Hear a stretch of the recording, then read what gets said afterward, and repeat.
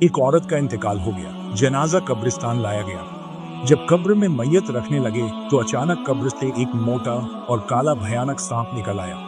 लोग घबरा गए और इस कब्र को फौरन बंद कर दिया।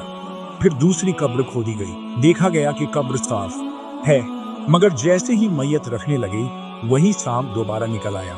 अब लोग सच में डर गए।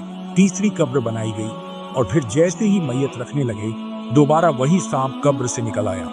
अब लोग सोचने लगे कि ये सांप तो जान छोड़ नहीं रहा, क्या करें, दफनाएं या नहीं।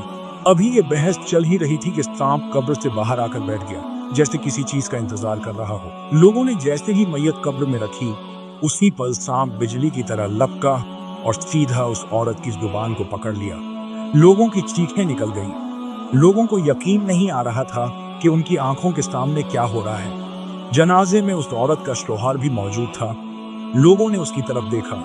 कुछ लोगों ने हिम्मत करके शौहर से पूछा, तुम्हारी बीवी ऐसा क्या गुनाह करती रही कि आज सर ए आम उस पर इतना भयानक अजाब हो रहा है? शौहर आंखों में नमी और बेचारी और दर्द भरी आवाजों में बोला, मेरी बीवी सारी जिंदगी मेरे साथ बदकलामी करती रही और मुझे गालियां देती रही। आज की इस कहानी का सबक ये है, हर गुलली, हर बदकलामी का हिसाब आखिरी दिन तुम्हारे सामने आएगा।